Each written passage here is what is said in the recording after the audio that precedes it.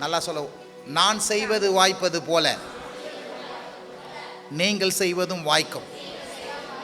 பக்கத்து நல்லா கை பிடிச்சி சொல்லுங்க, நான் செய்வது வாய்ப்பது போல நீங்கள் செய்வதும் வாய்க்க போகிறது. ஹல்லேலூயா, ஆமென், ஹல்லேலூயா.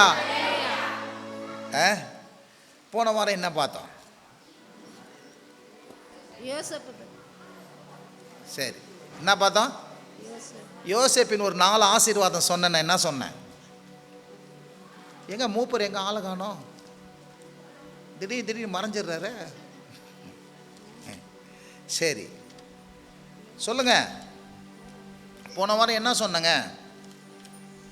போன வாரம் நம்ம யோசேப்பினுடைய அந்த 4 காரியங்களை சொன்னேன். அவன் கோத்திர பிதாக்களுடைய வரிசையிலே தன்னை மறைத்து தன் பிள்ளைகளை என்ன பண்ணுறான், கோத்திர பிதாக்கள் லிஸ்ட்டில் என்ன பண்ணான், கொண்டு வந்தான். ஆமே, இயேசு கிறிஸ்து அதே போல் தன்னை மறைத்து நம்ம எல்லாம் கொண்டு வந்தது போல் அவன் அப்படியாய் கொண்டு வந்தான். அல்லேலூயா. அதே போல் யோசேப்பு அவன் முதல்ல ராஜரீக அபிஷேகத்தை பெற்றான். அவனுடைய சந்ததியில் முன்னாடி யாருமே ராஜா ஸ்தானத்தில் ராஜாவுக்கு மேலான இடத்துல என்ன பண்ணல, உட்காரவே இல்லை. இந்த யோசேப்பு உக்காந்தான். இன்னைக்கு இயேசு கிறிஸ்துவை விசுவாசிக்கிற ஒவ்வொருவரும் நான் சொல்கிறேன், உங்களுக்கு அந்த ராஜரீக அபிஷேகம் வரப்போகுது. ஹல்லேலூயா. என்ன அபிஷேகம் வரப்போகுது? ஆமாம், நீங்கள்லாம் இனிமேல் என்ன பண்ண போகிறீங்க, நீங்களும் உங்கள் சந்ததிகளும் வேலை செஞ்சதெல்லாம் இருக்க போகிறதில்ல, இன்னும் கொஞ்சம் பெரிய அபிஷேகத்தை பெற போகிறீங்க. என்ன அபிஷேகத்தை? அரசாங்கத்தில் உயர் பதவிகளில் உங்கள் பிள்ளைகளெல்லாம் வந்து உக்கார போகிறாங்க, உங்கள் சந்ததிகளெல்லாம் வந்து உக்கார போகுது. அப்படிப்பட்ட கிருபையை தேவன் என்ன பண்ண போகிறாரு, தரப்போகிறவராக இருக்கிறாரு. ஆமென். அது மாத்திரமல்ல, தேவனோடு கூட உறவு அவனுக்கு இருந்தது. தேவனோடு கூட ரகசியங்களை பேசலாம். தேவன் அவனுக்கு ஒன்று என்ன பண்ணல, மறைக்கவே இல்லை. அதே போல் கர்த்தர் உங்களுக்கு என்ன பண்ண போகிறாரு, தன்னிடத்தில் ஒன்றையும் மறைக்காம எல்லாவற்றையும் வெளிப்படுத்துகிறவர். நண்பனை போல உங்களை வச்சிருக்கிறாரு இயேசு கிறிஸ்து. இருந்த ஒரு ஆமேன்னு சொல்லுங்க. யோசேப்பு தன் சகோதரர்களையும் அந்நிய மக்களையும் தகப்பனையும் எல்லாரையும் போஷித்து ஜீவரட்சணை பண்ணினது போல நான் சொல்கிறேன், நீங்களும் நானும் என்ன பண்ண போகிறோம், சகோதரர்களை ரட்சிக்க போகிறோம், சகோதரர்களுக்கு ஆசீர்வாதமாக இருக்க போகிறோம். எத்தனை பேர் அப்படி ஆள சொல்கிறீங்க? ஹல்லேலூயா. தகப்பன்மார்களுக்கு ஆசீர்வாதமாக இருக்க போகிறோம். எத்தனை பேர் சொல்கிறீங்க? ஹல்லேலூயா. இந்த நம்ம சுற்றி இருக்கிற மக்களுக்கு, இனபந்துகளுக்கு, சொந்த ஜனங்களுக்கு, இவங்களுக்கெல்லாம் கர்த்தர் நம்மளை ஆசீர்வாதமாக வைக்க போகிறாரு. எத்தனை பேர் விசுவாசிக்கிறீங்க? நான் உன்னை ஆசீர்வதித்து உன்னை ஆசீர்வாதமாக என்ன பண்ணுவேன், மாற்றுவேன்னு சொல்லியிருக்கிறார். இருந்தால் ஒரு ஆமேன்னு சொல்லுங்க. ஹல்லேலூயா. யோசேப்பின் ஆசீர்வாதம் இயேசு கிறிஸ்துவின் மூலமாய் இன்னைக்கு நம்முடைய வாழ்க்கையில் வரப்போகிறது. ஹல்லேலூயா. விசுவாசிக்கிறீங்களா? ஒரு ஆமேன்னு சொல்லுங்க. ஹல்லேலூயா. இதனால தானியேலை குறித்து நாம் பார்ப்போம்னு சொல்லியிருந்தேன் நான். தானியேல், இந்த ஏல் தானியேல், எசேக்கியேல், யோவேல் அப்படின்னு தீர்க்கதரிசிகள் பேர்களை பார்க்கலாம். இந்த ஏல் என்ற ஏன் பேர் வருகிறது, ஏல் பெத்தேல் அப்படின்னு வரும். தேவனுடைய நாமத்தின் ஒரு பேர் என்னதுங்க, ஏல். ஹல்லேலூயா. பெனியேல் அப்படின்னு சொல்லுவாங்க. இருந்தால் ஒரு ஆமேன் சொல்லுங்க. அதனால தான் சாமுவேல் அப்படின்னா என்னது, அந்த ஏல் என்ற வார்த்தை என்னன்னா தேவனுடைய நாமத்தை குறிக்கிறது. ஏல் என்ற என்னதுங்க, சாமுவேல்னா என்னது, தேவனுடைய நாமத்தை குறிக்கிறது. இருந்தால் ஒரு ஆமேன் சொல்லுங்க. தேவனுடைய நாமத்தை குறிக்கிறது. ஆகவே இந்த தானியேல் ஒரு யூத புத்திரனாக இருந்தான். சொல்லுங்க, அவன் யாருங்க? யூதனுடைய புத்திரனாக இருந்தான். அவன் யோக்கியம் காலத்தில் அடிமைப்பட்டு பாபிலோனுக்கு கோரேசின் காலத்தில் என்ன பண்ணுறான், அவன் அடிமையை போல என்ன பண்ணுறான், நாடு கடத்தப்படுகிறான் இந்த தானியேல். அவன் ஒரு யூத புத்திரன். ஆனால் தானியேல் அங்கு சென்ற போதும் கூட அவன் வந்து என்ன பண்ணலங்க, அவன் தேவன் பேர் மேல் இருந்த அந்த பக்தியையும் வைராக்கியத்தையும் விடவில்லை. பக்தியையும் வைராக்கியத்தையும் அவன் என்ன பண்ணல, விடவே இல்லை. ஆகவே தானியேல் சொல்லுங்க, தானியேல் எப்படிப்பட்டவனா, அந்த பக்தியை வைராக்கியம் விடாதபடினால எல்லா கண்களுக்கு முன்பாக அவனுக்கு தயவு கிடைத்தது. பாருங்க, எல்லாரும் வந்து அவங்க என்ன பண்ணுறாங்க, மற்ற எல்லா விதமான ராஜ உணவுகளை எல்லாம் சாப்பிட்டு தான் அவங்க முகக்கலை வேணும்னு சொன்னாங்க. ஆனால் இவன் என்ன சொன்னான், என் தேவனுக்கு பிடிக்காத ஒன்று நான் சாப்பிடாம தீட்டுப்படுத்தாமல் எனக்கு தேவனுக்கு பிடித்தமான உணவுகளையே தாங்கன்னு சொல்லும்போது மற்றவர்களை போல் இல்லாமல் இவன் முகம் அவ்வளோ கலையா அழகா இருந்தது. இருந்த ஒரு ஆமேன்னு சொல்லுங்க. இவன் தேவனுக்கென்று வைராக்கியம் பாராட்ட கொண்டு நான் இதை தான் செய்வேன், இதை செய்ய மாட்டேன் என்று சொன்னபடினாலே அவனுடைய முகங்கள் என்ன பண்ணுது, கலையாகவும் புஷ்டியாகவும் அவன் ராஜ சமூகத்தினுடைய மனுஷனை போல அவன் என்ன பண்ணான் இருந்தான். அடிமையாக கொண்டு போகப்பட்டான். நீங்கள் பார்க்கலாம் பாருங்கள், இலங்கையிலேருந்து ஓடி வந்தாங்கன்னா அவங்களுக்கு வந்து என்ன பண்ணுவாங்க, இங்கே அரசாங்கம் ஒரு ஷெட்டை ஒன்று போட்டு அங்கே வச்சு அவங்க இருப்பாங்க. அவங்க அடிமையாக இருப்பாங்க, ஸ்லேவாக இருப்பாங்க. அவங்க வந்து என்ன பண்ணுவாங்க, ஒரு இதுவாக இருப்பாங்க. அவங்களுக்கு ஒரு பெரிய இது இருக்காது, எல்லா விதமான விடுதலை இருக்காது இந்த ஊர் மாதிரி.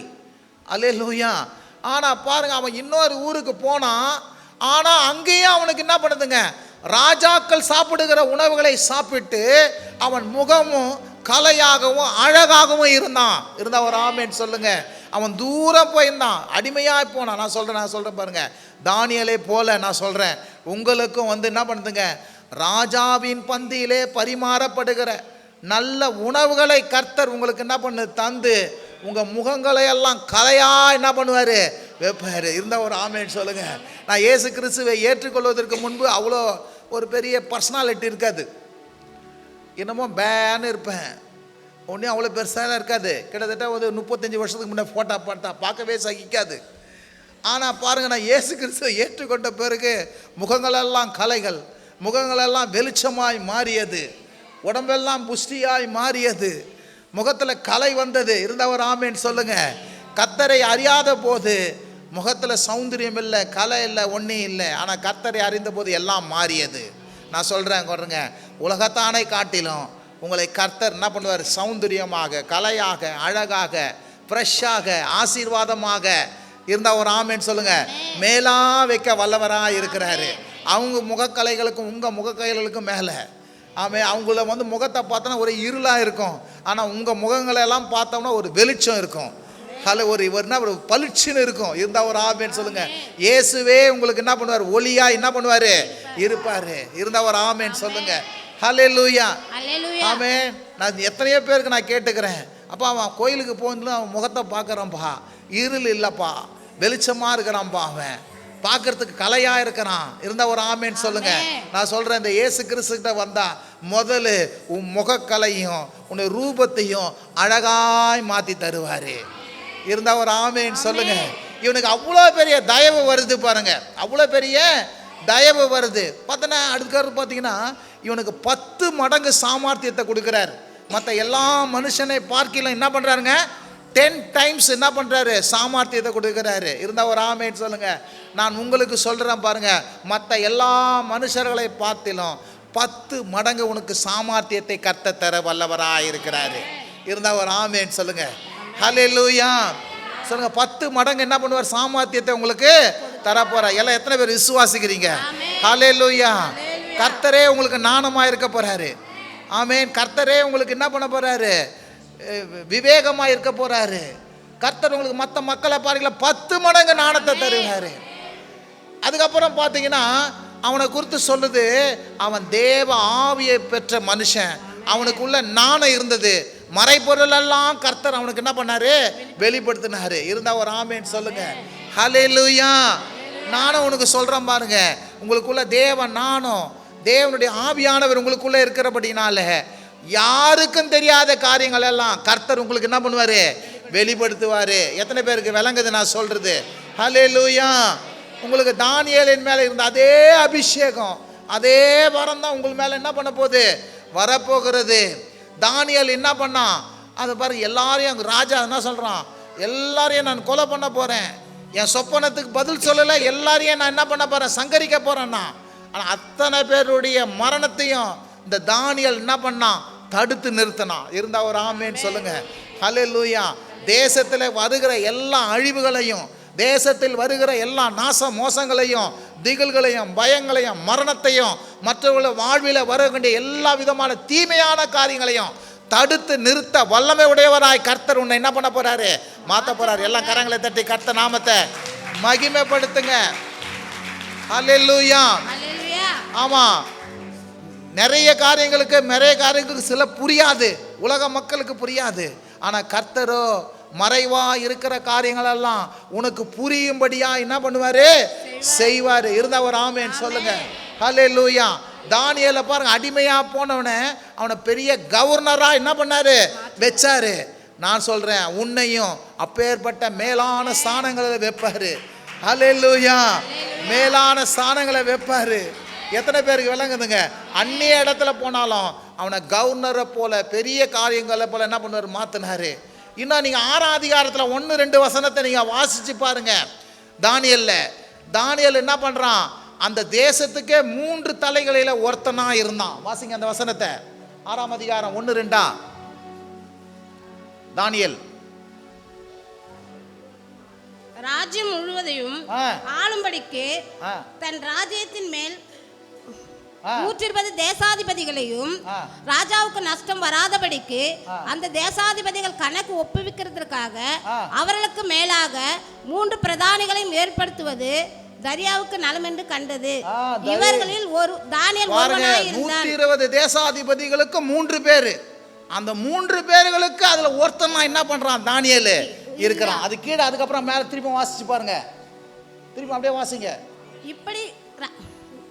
இப்படி இருக்க தானியேல் பிரதானிகளுக்கும் தேசாதிபதிகளுக்கும் மேற்பட்டவனாயிருந்தான்.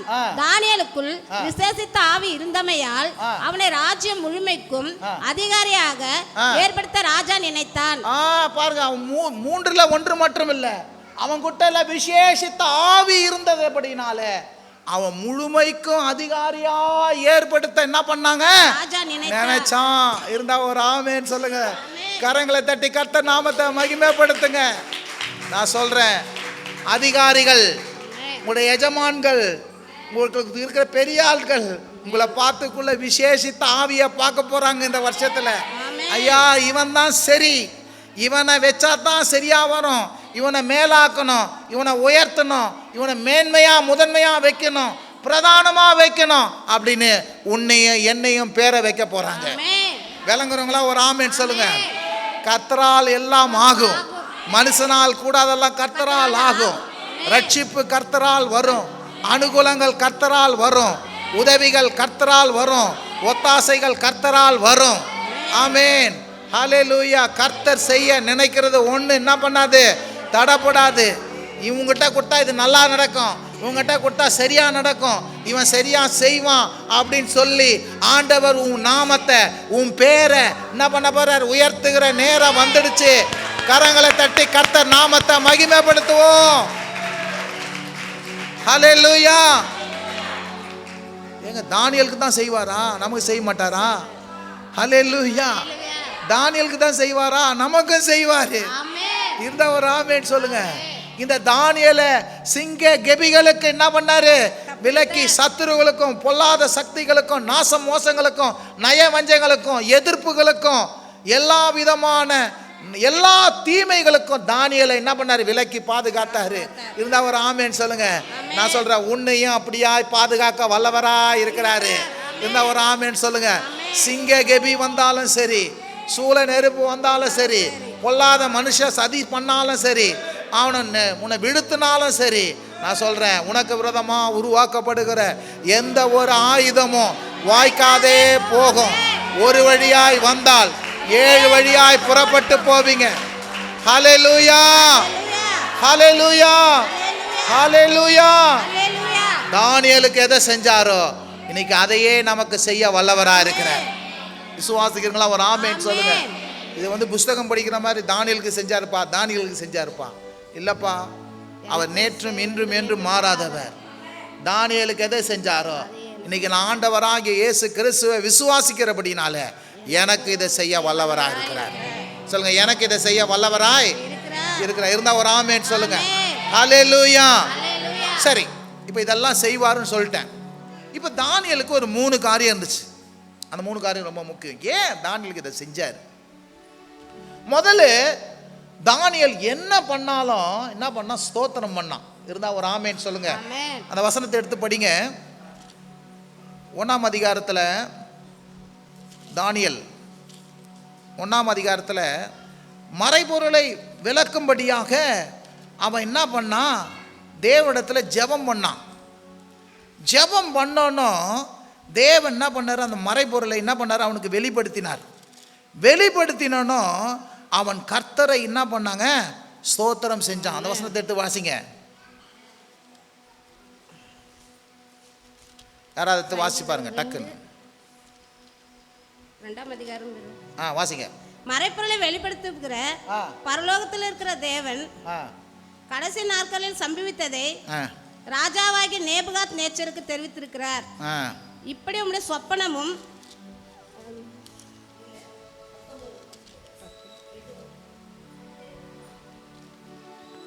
பின்பு ராக்காலத்திலே தரிசனத்திலே தானியேலுக்கு மறைபொருள் வெளிப்படுத்தப்பட்டது. தானியேலுக்கு மறைபொருள் வெளிப்படுத்தப்பட்டது. அப்பொழுது எல்லாம் சொல்லுங்க. அப்பொழுது தானியேல் பரலோகத்தின் தேவனை என்ன பண்ணா? ஸ்தோத்தரிச்சான். எல்லா கரங்களை தட்டி கர்த்தர் நாமத்தை மகிமைப்படும். தானியேல் அவன் எப்பேற்பட்ட மனுஷனா இருக்கிறான்? எல்லா வெளிப்படுத்தல்களை எல்லாம் தேவன் அவனுக்கு தராரு. எல்லா மறைபொருளை வைக்கிறாரு. அவனோடு கூட பேசுறாரு. அந்நிய தேசத்தில் அவனுக்கு என்ன பண்றாரு? இரக்கம் பாராட்டுறாரு, தயவு செய்கிறாரு, அவனை மேன்மைப்படுத்துறாரு, அவனுக்கு நன்மை செய்கிறாரு, தீமையிலேருந்து பாதுகாக்கிறாரு. இந்த தானியேல் எப்படிப்பட்டவனாக இருந்தான்? எல்லாவற்றுக்கும் தேவனை ஸ்தோத்தரிச்சான். இருந்தா ஒரு ஆமேன் சொல்லுங்க. பரலோக தேவனை ஸ்தோத்தரித்தான். இயேசு கிறிஸ்துவை ஸ்தோத்தரித்தான். பரிசுத்த ஆவியை ஸ்தோத்தரித்தான். தன் தேவனை ஸ்தோத்தரித்தான். நான் சொல்றேன், நீங்களும் நானும் தேவனை ஸ்தோத்தரிக்கிறவளா இருப்போம். என்ன தானியேலுக்கு எதை செய்தாரோ நேற்றும் இன்றும் என்றும் மாறாத தேவன் உனக்கும் அதை செய்ய என்ன பண்றாரு? எல்லாத்துக்கும் ஆண்டவருக்கு நன்றி சொல்லுங்க.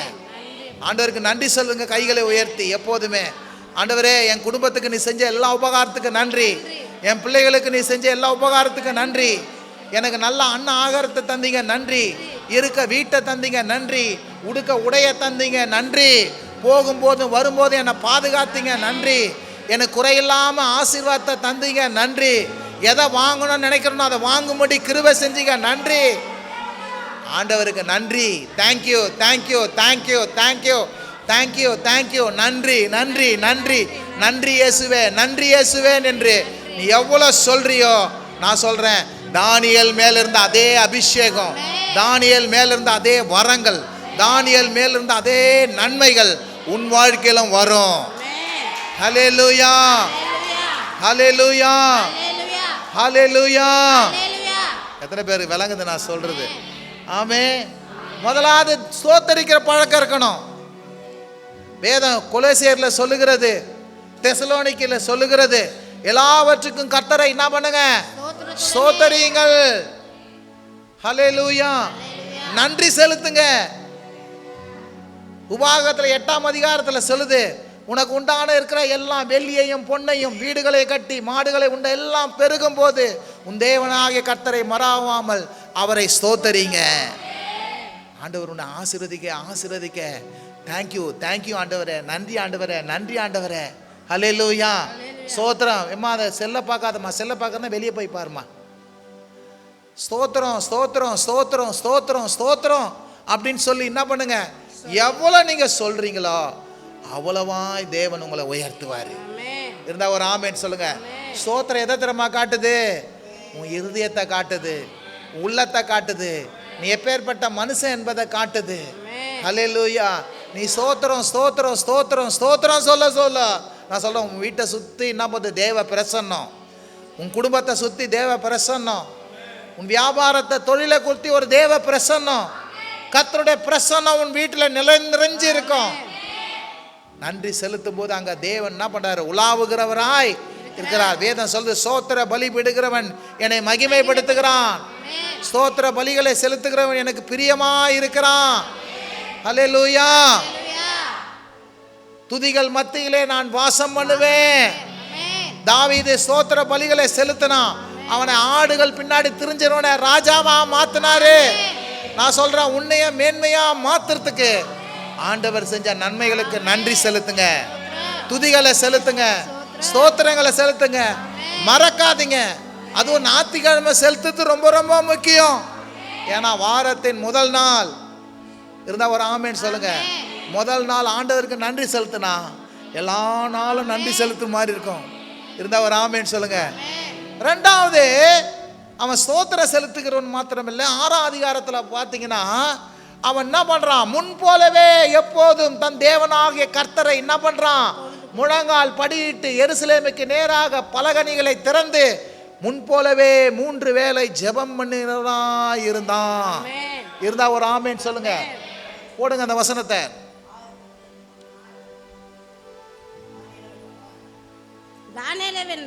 தானியேலோ வென்றால் அந்த பத்திரத்துக்கு கையெழுத்து வைக்கப்பட்டதை அறிந்திருந்த பொழுதும் தன் வீட்டுக்குள்ளே போய், சொல்லுங்க, தன் வீட்டுக்குள்ளே போய் தன் மேல் அறையிலே எருசலேமுக்கு நேராக பலகணிகள் திறந்திருக்க அங்கே தன் முன் செய்தபடியே தினம் 3 வேளையும் தன் தேவனுக்கு முன்பாக முழங்கால் படியிட்டு ஜெபம் பண்ணி ஸ்தோத்திரம் செலுத்தினான். எல்லாம் கரந்தட்டி கர்த்தர் நாமத்தை மகிமைப்படுத்துங்க. அவன் சொன்னான், அவன் மேல முதன்மையா ஆக்கிட போறாங்கன்னு சொல்லிட்டு அவனை எப்படியாவது நயவஞ்சகமான அவனை சாகடிக்கணும்னு சொல்லிட்டு அவங்க என்ன பண்றாங்க, 30 நாளைக்கு ராஜாவை தவிர மற்ற யாருக்கிட்டையும் வேண்டுதலும் விண்ணப்பம் செலுத்தக்கூடாதுன்றாங்க. ஆனா இந்த காரியத்தெல்லாம் அறிஞ்சா சிங்ககேபியில போட்டுருவான்றாங்க.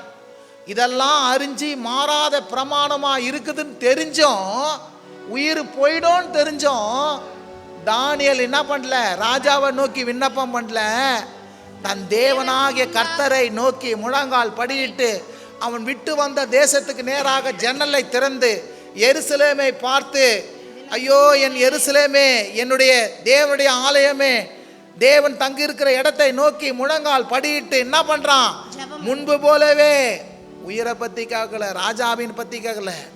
சொல்லலாம், சபைக்கு போவாத, நீ போனா வீட்டுக்குள்ள கால் வைக்காத, நீ அதை செய்யாத, இங்க வா அங்க வா, இப்படி சபைக்கு வர்றதுக்கு 1000 தடை இருக்கும். ஆனா தானியேலுக்கு வந்த மாதிரி உயிர் போற தடை உனக்கு இல்லை. இருந்தா ஒரு ஆமென் சொல்லுங்க. அவன் செஞ்சா உயிரையே எடுத்தக்கூடிய தடை. நான் சொல்றேன் பாருங்க, உனக்கு அப்பேற்பட்ட தடையெல்லாம் இல்லை. சபைக்கு போறதுக்கு ஜெபிக்கிறதுக்கு அவ்வளோ பெரிய தடையெல்லாம் இல்லை. ஆனாலும் தானியேல் என்ன பண்றான், உயிரே போனாலும் பரவாயில்ல, நான் உன்னை நோக்கி விண்ணப்பம் பண்ண மாட்டேன், மாறாத பிரமாணம் இருக்கட்டும், மாறாத காரியம் இருக்கட்டும், ஆனா நான் என்ன பண்ணுவேன், எப்போதும் போலவே 3 வேளை ஜெபம் பண்ணுவேன். நம்ம ஆளுக்கு 3 வேளை சாப்பிட தான் தெரியும், அவனுக்கு தானியேலுக்கு 3 வேளை ஜெபம் பண்ண தெரியும். இருந்தா ஒரு ஆமென் சொல்லுங்க. 3 வேளை ஜெபம் பண்றதுனால தான் அவன் 3ல் ஒருத்தனாக்குறான். 3ல் ஒருத்தனா மற்றபடி நீ தான்ப்பா எல்லாத்துக்கும் பிரதானமா வைக்கணும்.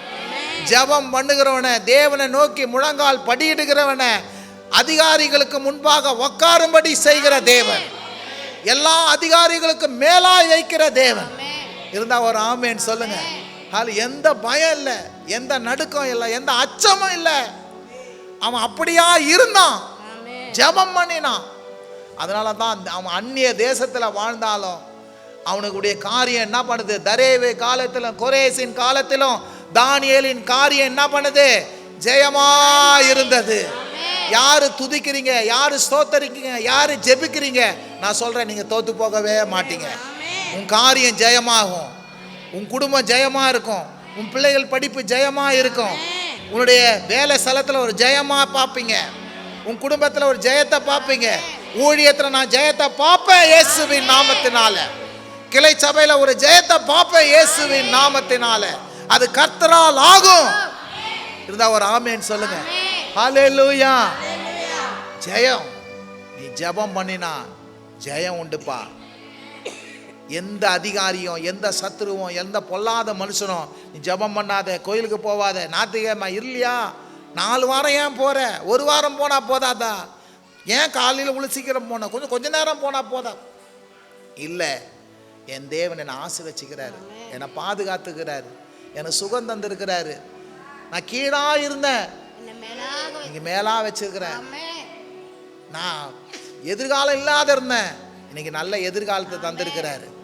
ஆகவே இந்த தேவனை நான் மறக்க மாட்டேன், இந்த தேவனை மறக்க மாட்டேன். இந்த தேவனுக்காக நான் என்ன பண்ணுவேன்? ஜெபம் பண்ணுவேன், ஆராதிப்பேன், துதிப்பேன், ஸ்தோத்திரம் பண்ணுவேன், நன்றி செலுத்துவேன். சொல்லும்போது தேவன் அவனை என்ன பண்ணார்? மேன்மையா வச்சார். ஹல்லேலூயா. இப்போ முதல்ல அவன் ஸ்தோத்தரிக்கிறவன், ரெண்டாவது அவன் யாருங்க? ஜெபம் பண்ணுகிறவன். மூணாவது யாரு? தானியேல் விசுவாசமா இருக்கிறவன். வேதம் சொல்லுது, தானியேல் தன் தேவன் பேர் மேலே விசுவாசமா இருந்தபடியினாலே, கவனிங்க, விசுவாசமாய் இருந்தபடியினாலே அவன் என்ன பண்ணல? சிங்கங்கள் அவனை என்ன பண்ணவில்ல? ஆராதிகாரம் எடுத்து படியுமா? அத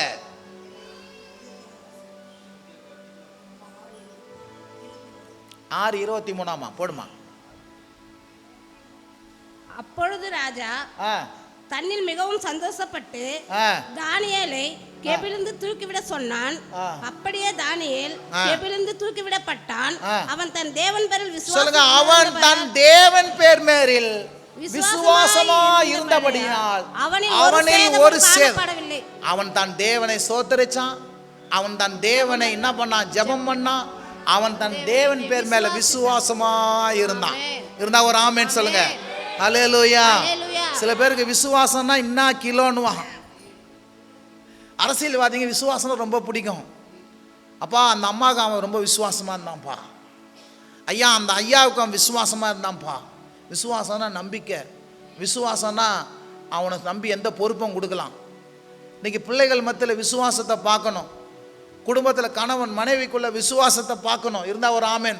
ஒருத்தரை நம்பிக்கைக்கு கூடிய உரியவர்களாக பார்க்கணும். இருந்தால் ஒரு ஆமேன் சொல்லுங்க. விசுவாசம் ரொம்ப முக்கியம். ஹல்லேலூயா. தேவன் பேர் மேல விசுவாசமா இருக்கிறான். அதனால பாருங்க, சிங்கங்கள் அவனை சேதப்படுத்த முடியல. இருந்தா ஒரு ஆமென் சொல்லுங்க. சிங்கங்கள் என்ன பண்ண முடியல? சேதப்படுத்த முடியல. ஹல்லேலூயா. நான் சொல்றேன், நீயும் விசுவாசமா இருப்பீன்னா எந்த மனுஷன் சதி ஆலோசனை பண்ணாலும், எந்த மனுஷன் உன்னை கீழே வாரணத்தாலும், எந்த மனுஷன் உன்னை நாசம் பண்ண நினைச்சினாலும், விசுவாசமா இருக்கிறவன யாரும் ஒன்றும் செய்ய முடியாது. இருந்தா ஒரு ஆமேன் சொல்லுங்க. பிரமாணம், ராஜா இவன் மேல நல்ல எண்ணம் தான். தானியேலை குறித்து, ஐயோ மறைபொருளெல்லாம் விளைக்கிறானே, எனக்கு நடந்ததெல்லாம் சொல்றானே, இவனை அநியாயமா ஜெயிலில் போட்டோமே, ஐயோ இவனு மேலே நம்ம மாறாத பிரமாணத்தை வச்சுக்கிறதுனால, சட்டம் போட்டதுனால தானே இவனை கையை போடுன்னு சொல்லி நைட்டெல்லாம் தூக்கம் இல்லை. இவனை விடுவிக்கணும் மனசாக இருந்தான், ஆனால் விடுவிக்க முடியாதா போச்சு. கீத வாத்தியங்களை கேட்கல, தூக்கத்தை இழந்தான். பாருங்க, பிரமாணம், இவன் என்ன ராஜா பிரமாணத்தை வச்சுன்னுக்கிறான். பிரமாணத்தினால என்ன பண்ண முடியல? கவனிங்க, பிரமாணத்தினால சட்ட திட்டங்களினால அவனை விடுவிக்க முடியல. சட்ட திட்டங்கள் என்ன பண்ணுது? சிறைச்சாலையிலையும் கெபியிலையும் தான் என்ன பண்ணுது? போடுது. இதுதான் ஒரு ஆமேன்னு சொல்லுங்க. சட்டங்கள் என்ன பண்ணுது? இந்த சிலையை ஆராதிக்கலாம், நீ நெருப்பில் போட்டுருவேன், ஆக்கினியை தான் கொடுக்குது. நியாயப்பிரமாணம் ஆக்கினியை தான் கொடுக்கும். நியாயப்பிரமாணம் என்ன பண்ணுதுங்க? கெபியில தான் போடுது. சட்ட திட்டங்கள் என்ன பண்ணுது? மனுஷனை விடுவிக்க முடியல. ராஜா நினைச்சா கூட விடுவிக்க முடியல. சட்ட திட்டம் அப்படி வந்து பண்ணுது. நான் சொல்றேன் பாருங்க, மோசேயின் சட்டங்கள் மனுஷனை விடுவிக்க முடியல. ஆனா அந்த இயேசு மாத்திரம்தான் விடுவிக்கிறவர். ஹல்லேலூயா. அவன் தேவன் பேர் மேல விசுவாசமா இருந்தான். நான் சொல்றேன், நீங்களும் தானியேலை போல இயேசுவின் மேல விசுவாசமா இருப்பீங்கன்னா, நான் சொல்றேன், அந்த ஷாத்ராக் மேஷாக் ஆபேத்நேகோ வந்து அந்த தண்டனை உங்க மேல வராது. ஹல்லேலூயா. அந்த மரணத்திலிருந்து, சிங்க கெபியிலிருந்து ஆண்டவர் உங்களை சிங்கங்கள் சேதப்படுத்தாதபடி, சத்துரு சேதப்படுத்தாதபடி அதன் வாயை கட்டி போடுவாரு. எதனால? இந்த இயேசுவை விசுவாசிக்கிறதுனாலே மாத்திரம்தான். இன்னைக்கு சட்ட திட்டங்கள் மனுஷனை விடுதலையாக்க, மோசேயின் பிரமாணம் மனுஷனை என்ன பண்ண முடியாது? கெபியில தான் போடும். மோசேயின் பிரமாணம் என்ன பண்ணும்? ஒருவனை சட்ட திட்டங்கள் என்னத்தை கொண்டு வரும்? இதில் தான் கொண்டு போய் நிற்கும். ஆக்கினை தீர்ப்பில் தான் கொண்டு போய் நிற்கும். பாவம் செய்த பாவத்தின் சம்பளம் மரணம் தான் சொல்லும். பாவம் செய்கிற ஆத்துமா சாகும் தான் சொல்லும். ஆனால் கிருபை இயேசுவின் திரு ரத்தம், உனக்காக சிந்திய ரத்தம், உனக்காக பலியான அந்த ரத்தம், அந்த இயேசுவை விசுவாசிக்கும் போது, அந்த இயேசு